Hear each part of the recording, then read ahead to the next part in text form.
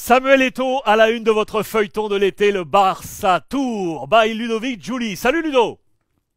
Comment ça va, mon pote? Ça va très très bien. On continue le tour de tes anecdotes de ce Barça 2004-2007 avec les présidents, avec tes coéquipiers, ces anecdotes de l'été. On est déjà à l'épisode 7, mon Ludo. Et je voulais qu'on parle de Samuel. Je voulais qu'on parle de Samuel Eto'o, qui a été l'un des grands artisans à tes côtés de cette résurrection du Barça qui était alors en dépression, on s'en souvient, ce Barça vainqueur. Comment était Samuel, Ludo? Écoute, on a tous l'image de Samuel, tu sais, quand il fait des interviews, tu l'as interviewé il y a quelques années, l'aplomb qu'il a, tu vois, l'assurance qu'il a et des Oui. fois peut-être la prétention qu'il a. Mais si tu veux, c'est un amour. Moi, c'était pour moi vraiment un grand frère parce qu'il m'a beaucoup aidé. Il m'a beaucoup aidé et si tu veux, euh, c'est un mec qui est sûr de lui. Je te dis ça parce que il a jamais douté. Et lors de la finale, je te donne euh, ce qui s'est passé lors de la mi-temps contre le Arsenal à la mi-temps de la Finale de finale de Ligue Ligue des des Champions Champions. face à Arsenal. On perd 1-0, on est tous un peu la tête dans le cul et lui se lève, il dit les gars, je vais marquer. Ne vous inquiétez pas, je vais marquer. On va égaliser et on va gagner ce match. Je vous le dis et je vais le faire.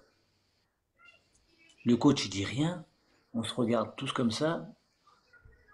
On verra, quoi. Je veux dire, bon, le mec, il est Samuel, quoi. Nous, on le connaissait comme ça. Mais de là, il n'a jamais fait ça, de prendre les responsabilités, de le dire devant tout le groupe, tu vois. Il a fait à l'entraînement, quand on a fait des réunions, tout ça, mais comme ça, prendre ses responsabilités, dire, ouais, les gars, je vais marquer, ne vous inquiétez pas, on va À la mi-temps égaliser de la et on finale de va la Ligue gagner des cette Champions et finale. tu perds 1-0, et il faut y aller quand On même. perd à 0, ils sont eux à 10, et nous, on n'a pas d'occasion. Et on a la tête, je t'ai dit, on a la tête dans le guidon, hein. Rappelle qui est le coach. Et là, hein? Rappelle qui est le coach chez vous. Rijkaard, comme on vous dit Ouais, en Frank Rijkaard qui France. lui se tait. Donc il est dans le mutisme. Il Oui, attend. il n'y Ok. a pas eu, il y a pas eu une phrase. Alors, quand Samuel a parlé, après, il y a eu la sonnerie, et là, le coach dit, allez, Vamos, on y va tous ensemble. Et, tu vois, il nous a quand même remis ensemble. On a fait le cercle, on a fait un, deux, trois, Barça, et on est sur le terrain. Mais le problème, c'est que ce que dit Samuel, c'est qu'il l'a fait. C'est qu'il il égalise. Et là, dans nos têtes, on a, quoi, moi, hein, je parle de moi, quand je suis sur le terrain, je suis sûr qu'on va gagner. Parce que Samuel, il vient de marquer. Et ouais. Son discours, il est dans ma tête. Et ouais, vous êtes Son galvanisé par le discours, il discours. est. Donc moi, si tu veux, je dis c'est bon, le mec il marque, on va gagner le match. Il marque et au final, on gagne le match. Et vous êtes champion Donc d'Europe. si tu veux, c'est aplomb. Parce que moi, j'étais capitaine d'une équipe. J'ai jamais eu cet aplomb-là de dire au gars, je vais vous faire gagner le match. Tu vois, lui, il l'avait. Et dans la vie, c'est une patte, ce mec. C'est un amour. Et c'est bizarre, c'est parce que les gens ils pensent que c'est un fou, tu vois, que il a cette image-là même dans la vie de tous les jours. Ouais, c'est Mais vrai. c'est, C'est mais marrant parce c'est que non, mais non. il y a comme une image un peu d'égoïsme, alors que Ouais, tu as eu souvent il est toi pas. à le solliciter. Ah non, mais moi, Samuel, c'est quand j'avais besoin de lui sur le terrain, parce que quand tu joues à Barcelone, tu sais que tu as une pression incroyable. T'as des Larsson, Gudjohnsen, des Messi qui arrivent là et qui sont derrière et qui sont là à te dire, bon, enfin, faut pas mon petit, je vais prendre ta place.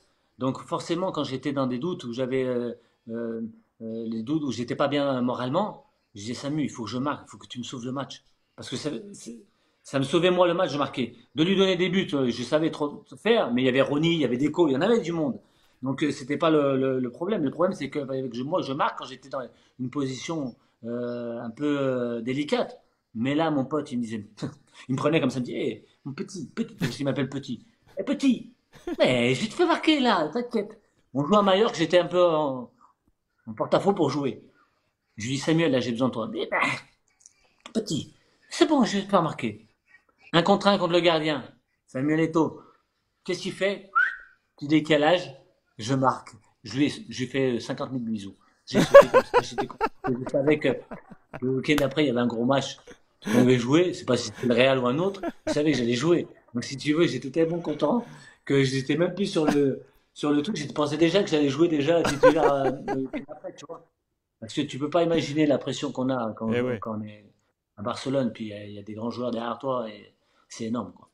Votre Donc voilà, feuilleton de c'était l'été. Samuel, c'est ça. Samuel, pour moi, c'est un grand frère, je te le dis franchement. Samuel Eto'o, le grand frère de Monsieur Ludovic Giuli. Andrés Iniesta, le thème du prochain épisode.